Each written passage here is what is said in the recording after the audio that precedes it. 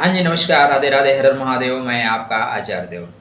आज इस वीडियो पे इस बात की चर्चा करेंगे कि हमारे भारत के यशस्वी प्रधानमंत्री आदरणीय श्री नरेंद्र मोदी जी की कुंडली में शनि की ढैया आरंभ होने वाली है। शनि की साढ़े साती हो या ढैया हो, मानसिक तनाव देती है, कष्ट देती है, तकलीफ देती है, उलझने देती है, अड़चने देती हैं। तो नरेंद्र मोदी जी की कुंडली में शनि की साढ़े साती, शनि की ढैया, साढ़े साती नहीं, शनि की ढैया क्या इनके विकास के पथ को अवरुद्ध कर देगी? इनकी जो ख्याति है उसको कम कर देगी। साथ में ही इनके कुंडली में गोचर को देखिए तो राहु महाराज का भी गोचर हो चुका है, केतु महाराज का गोचर हो चुका है और गुरु देव का भी गोचर हो चुका है। तो चार बड़े प्लैनेट्स जो गोचर कर रहे हैं, ये इनके जीवन में उथल पुथल तो नहीं ला देंगे। जो राजनैतिक इनका करियर चल रहा है, कहीं उसमें अवरोध तो नहीं उत्पन्न करेंगे। इन्हीं सारी महत्वपूर्ण बातों की चर्चा करेंगे। स्किप करके मत देखिएगा, वीडियो बहुत इंटरेस्टिंग होगा। अगर आप ज्योतिष के जानकार हैं तो ये वीडियो निश्चित रूप से आपको कुछ सीखने को देकर जाएगा। तो बात करते हैं आदरणीय श्री नरेंद्र मोदी जी की कुंडली पे। तो 17 सितंबर 1950 वडनगर गुजरात, टाइम जो मिलता है इनका 11 बजे के आसपास मिलता है, लेकिन मैंने टाइम कुछ और निकाला है, मैं टाइम आपको नहीं बताऊंगा। तो कुंडली आप देख सकते हैं, साथ में ही लगी है। वृश्चिक लगन की कुंडली है, वृश्चिक राशि है। वृश्चिक कालपुरुष की कुंडली में अष्टम भाव के प्रतिनिधित्व को लेके आता है। जो वृश्चिक लग्न है ना, वृश्चिक राशि है, अगर तो मान के चलिए कि पूर्व जन्म के संचित जो कर्म थे उनको पूरा करने के लिए इस धराधाम पे आपका आगमन हुआ है। पूर्व जन्म के संचित हैं आपके साथ, उसको आपको निपटाना ही पड़ेगा। इस नक्षत्र के लिए कहा गया है संन्यास वृत्ति, कहा गया है परित्यक्त देहा परित्यक्त भार्या संन्यास वृत्ति तो वंदनाम। ऐसा जातक जीवन साथी को छोड़ देता है, जीवन साथी उससे अलग हो जाता है और अंत में वो अपने शरीर को भी छोड़ के मुक्ति धाम की ओर प्रवेश कर जाता है। इस नक्षत्र में, मतलब जहाँ पे वृश्चिक राशि चल रही है, यहाँ पे अनुराधा का स्तंभ होता है और अनुराधा में ये सारी चीजें आती हैं।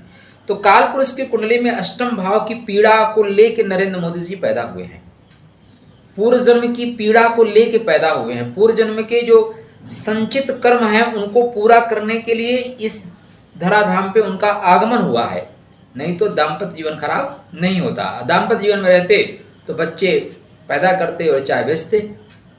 खैर, तो वृश्चिक लगन पूर्व जन्म के जो शेष कर्म हैं उनको दर्शाता है कि उन कर्मों में आप आए हैं। चंद्रमा यहाँ पे अनुराधा नक्षत्र में ही है, लग्न अनुराधा नक्षत्र में है।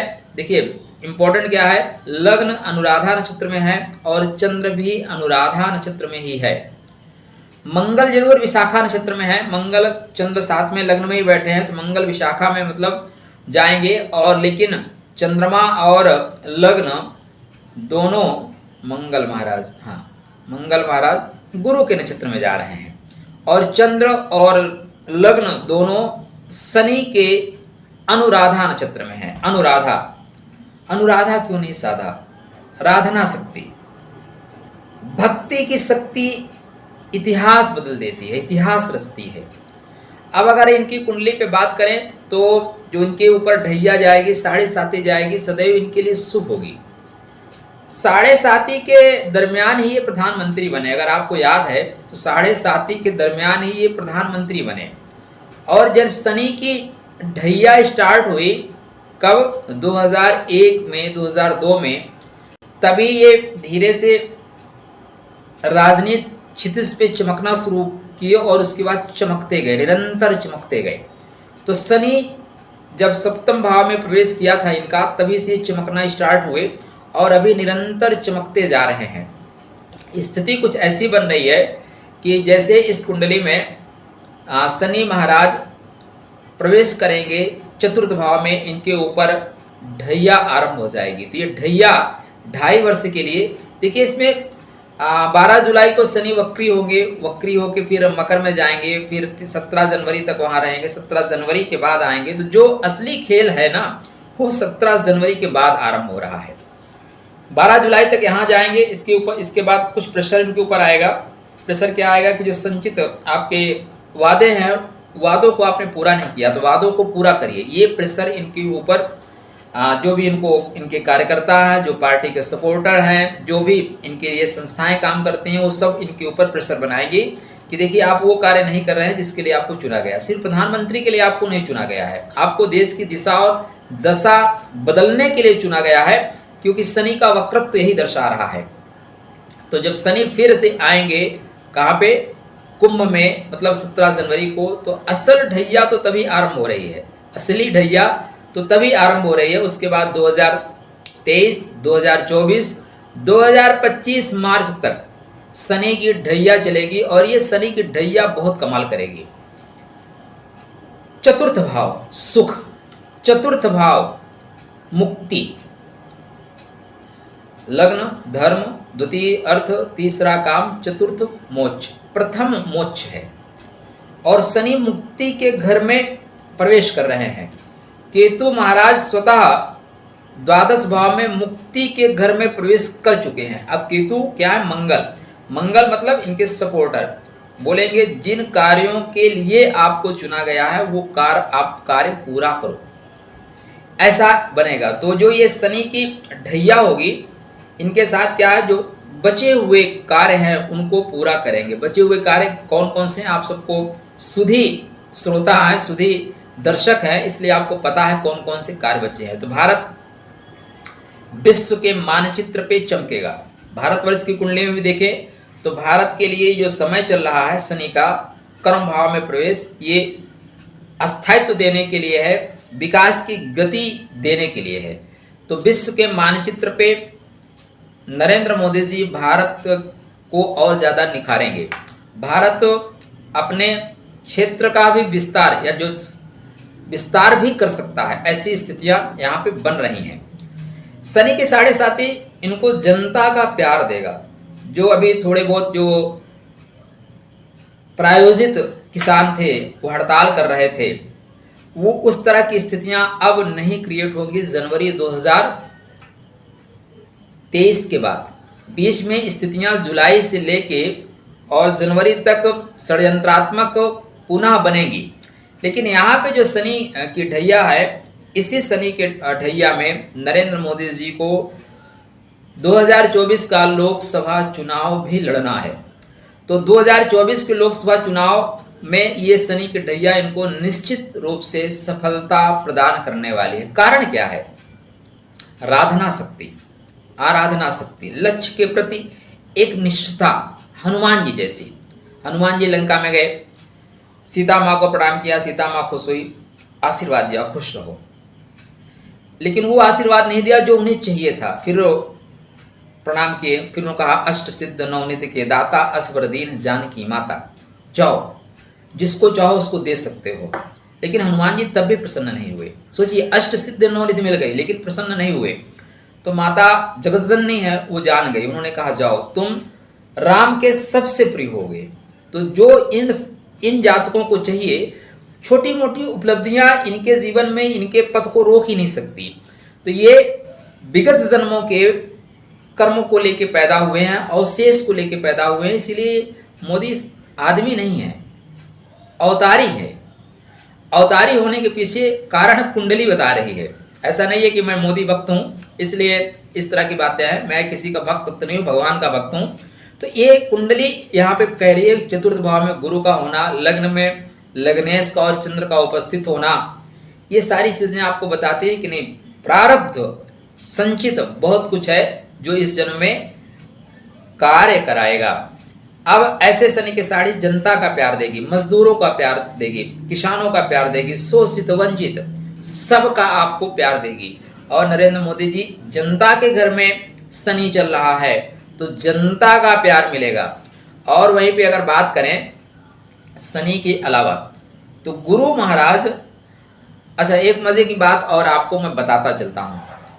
शनि महाराज देखिए स्टार्टिंग में जो है धनिष्ठा नक्षत्र में चलेंगे। धनिष्ठा नक्षत्र किसका है? मंगल का नक्षत्र है। पराक्रम होगा, तगड़ा पराक्रम होगा।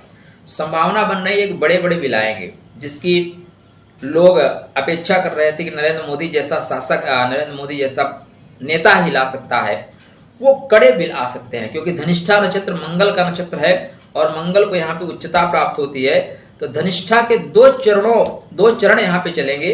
धनिष्ठा का, हाँ, धनिष्ठा में जब शनि महाराज जा रहे हैं तो यहाँ पे जो पराक्रम होगा ना, इतना गतिमान होगा कि शत्रु हवा की तरह उड़ जाएंगे। इसके पश्चात फिर वो शतभिषा नक्षत्र में जाएंगे। शतभिषा किसका नक्षत्र है? राहु का। शत तारका बोलते हैं, 100 डॉक्टरों की शक्ति, 100 वैद्य की शक्ति। एक डॉक्टर क्या करता है?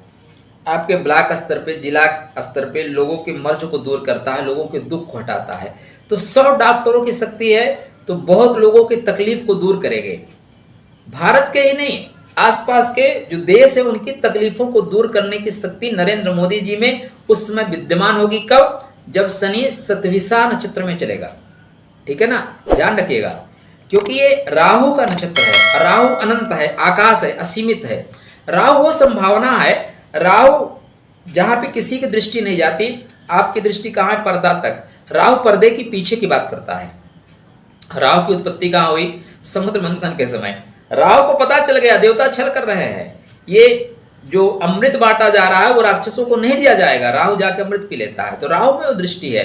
और शनि जब राहु के नक्षत्र में जाएगा तो शनि राहु की दृष्टि ले लेगा, शनि राहु का स्वरूप ले लेगा। और इस तरह के यहाँ पे चीजें होंगी कि भारत वर्ष और नरेंद्र मोदी जी दोनों विश्व के मानचित्र पे अपनी अमिट छाप छोड़कर जाएंगे। और आप यूं कह लें कि जिस कार्य के लिए इस धराधाम पे इनका आगमन हुआ है, उत्पत्ति हुई है, क्योंकि संन्यास वृत्ति के पहले जो है ये सारा कार्य इनको करना पड़ेगा। राधे राधे, वो यहाँ पे शनि इनको करवाएगा। इसके पश्चात शनि पूर्व भाद्रपद नक्षत्र में जाएंगे। पूर्व भाद्रपद नक्षत्र किसका है? गुरु का नक्षत्र है। गुरु वृश्चिक लगन में द्वितीय से और पंचमे से जनता का प्यार। पंचम भाव क्या है? जनता का धन, जनता का प्यार। तो जनता का प्यार इनको मिलेगा, जनता का धन मिलेगा, जनता के लिए बहुत कार्य करेंगे। तो गुरु शनि दोनों की जो स्थिति बन रही है, गुरु तो 1 वर्ष के पश्चात बदल जाएंगे, 2023 में बदल जाएंगे। लेकिन अगर अभी की बात करें तो 1 वर्ष तक गुरु इनको छप्पड़ फाड़ कर प्यार देंगे। पैसे की बात तो इनके लिए की नहीं जा सकती, क्योंकि पैसे तो इनके लिए मतलब ही नहीं है। तो छप्पड़ फाड़ कर जनता का प्यार देंगे। जहां भी अब देश में चुनाव होंगे वहां पे नरेंद्र मोदी जी प्रचार करने जाएंगे तो पार्टी एक तरफा विजय हासिल करेगी, कहीं पार्टी फंसेगी वसेगी नहीं। राहु का खष्टम भाव में प्रवेश बहुत सुंदर योग बना रहा है। आप कह सकते हैं कि अगर इस समय नरेंद्र मोदी जी विश्व स्तर पे चुनाव लड़ जाए ना तो जीत जाएंगे। खष्टम भाव में राहु सदैव शुभ फल देते हैं। स्टार्टिंग में कृतिका नक्षत्र, सूर्य के नक्षत्र में चलेंगे तो यहाँ पे शत्रुओं को ध्वस्त करते हुए चलेंगे। इसके पश्चात भरणी नक्षत्र में चलेंगे, मतलब शुक्र के नक्षत्र में, तो जनता का प्यार, जनता का स्नेह मिलेगा। और अंत में अश्विनी नक्षत्र में चलेंगे, मुक्त कर देंगे किसको? शत्रुओं को मुक्त कर देंगे, विरोधियों को मुक्त कर देंगे। हो सकता है कांग्रेस मुक्त भारत बन ही जाए 2023 और 2024 में, ऐसी स्थितियां बन रही है। वहीं पे केतु महाराज द्वादश भाव में मुक्ति की बात करते हैं। विशाखा से स्टार्ट करेंगे, गुरु के गुरुता से स्टार्ट करेंगे, फिर राहु का प्रभाव लेके शत्रुओं का नाश करेंगे, विरोधियों का नाश करेंगे। और अंत में मंगल के स्वरूप में जाके, मंगल क्या है? वृश्चिक के हैं, चंद्रमा के साथ बैठे हैं, तो फिर संन्यास वृत्ति तू वंदनाम, वो वाली बात यहाँ पे चरितार्थ करते हुए नजर आएंगे। तो अगर बात करें कि शनि की ढैया की, तो निश्चित रूप से शनि की जो ढैया है नरेंद्र मोदी जी के लिए स्वर्णिम काल होगा। कौन सा काल होगा? स्वर्णिम काल। शनि के 7.5 में ही ये प्रधानमंत्री बने और शनि की ढैया में ही इन्होंने अपने राजनीति को स्टार्ट किया। राजनीति को शनि की 7.5, शनि की ढैया का बड़ा खौफ है। शनि की 7.5 लोगों को जमीन से आसमां तक का सफर कराती है, सोने को कुंदन बना देती है। तो इस पे एक स्वतंत्र वीडियो बनाएंगे, किन किन लगन को, किन किन राशि को ये कुंदन बनाती है। तो यहाँ पे जो ग्रहीय स्थिति बन रही है वो ये बन रही है कि आने वाले समय में यत्र तत्र सर्वत्र इनकी जय हो रही है। ये मैं नहीं कह रहा हूँ, नरेंद्र मोदी जी की कुंडली आपके बगल में लगी है, आप देख लीजिए। ग्रह स्थिति को देख लीजिए। उसके पीछे एक और कारण है।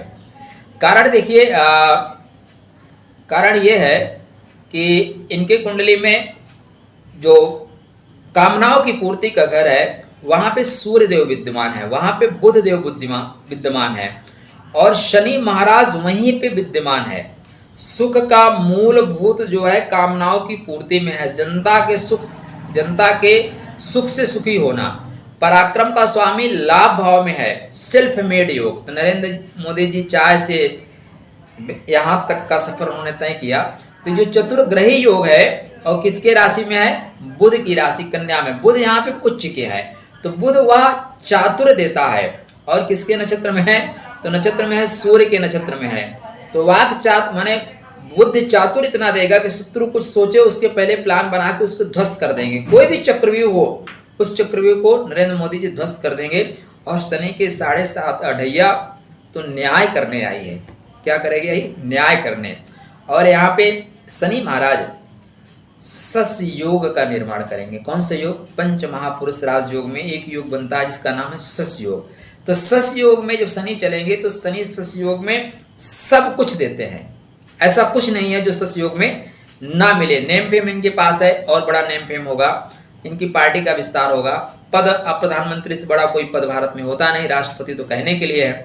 तो पद का भी विस्तार होगा, नेशनल इंटरनेशनल स्तर पे इनका विस्तार होगा। तो ये आदरणीय श्री नरेंद्र मोदी जी की कुंडली में शनि के 7.5 अढ़ैया, राहु केतु का गोचर, गुरु का गोचर की एक समग्र जानकारी आपको मैं प्रदान कर रहा हूँ। महादशा की बात करें तो महादशा भी पराक्रम का चल रहा है, मंगल की महादशा चल रही है। और मंगल की महादशा में कठिन निर्णय 2023 में लिए जाएंगे। 2022 में भी जून जुलाई के आसपास बड़े निर्णय की संभावना से इनकार नहीं किया जा सकता, लेकिन जो वास्तविक निर्णय आएंगे ना, वो जनवरी 2023 में ऐसे निर्णय आएंगे जो जनता जिसके लिए इनको चुनी है वो निर्णय आएंगे, वो कार्य करेंगे, वो कार्य करना पड़ेगा। शनि इनसे कार्य करवाएगा। तो भारत अपनी गरिमा को पुनः स्थापित करेगा। भारत जो आर्यावर्त है वो उस तरफ धीरे से बढ़ेगा, अपनी गरिमा के साथ, मर्यादा के साथ, धर्म के साथ, सबके साथ यहाँ पे शनि महाराज न्याय करेंगे। क्योंकि भारतवर्ष की कुंडली में शनि महाराज 10वें भाव में प्रवेश किए हैं, तो न्याय करेंगे। सबको अपने अपने कर्मों का फल तो भुगतना ही पड़ेगा, लेना ही पड़ेगा। शुभ करें शुभ मिलेगा, अशुभ करें तो दंड से आप नहीं बच सकते। तो ये आदरणीय श्री नरेंद्र मोदी जी की कुंडली पे शनि की ढैया और राहु केतु साथ में गुरु की गोचरी स्थिति का एक सम्यक विश्लेषण 2022, 2023, 2024 और शनि को आप पकड़ेंगे तो मार्च 2025 तक की स्थिति। तो आशा करता हूं आपको वीडियो पसंद आएगा। मैं कहीं त्रुटि कर रहा हूं तो मुझे बताइएगा। देखिए ज्योतिष क्या है, हम सब शिक्षार्थी हैं। आजकल यूट्यूब पे हर आदमी अपने आप को एस्ट्रो लिख देता है, एस्ट्रो, ज्योतिषाचार, पता नहीं कौन कौन सम्राट लिख देते हैं। लेकिन हम सब वास्तव में छात्र ही हैं, छात्र ही रहेंगे। ज्योतिष महासागर है। हम आप एक अंजुलि पानी लेके अपने आप को ज्योतिषाचार्य लिखा दें, ज्योतिष के आचार्य नहीं हो सकते, ज्योतिष के सम्राट नहीं हो सकते। हम अपने को मूर्ख बना सकते हैं। तो त्रुटि होना मुझसे स्वाभाविक है। कहीं त्रुटि होती है तो अपना भाई समझ के बताइए ना, हम सीखेंगे। क्योंकि ज्योतिष से सरल दुनिया में सिर्फ ज्योतिष है। चलिए आपके लिए मंगल में शुभकामना।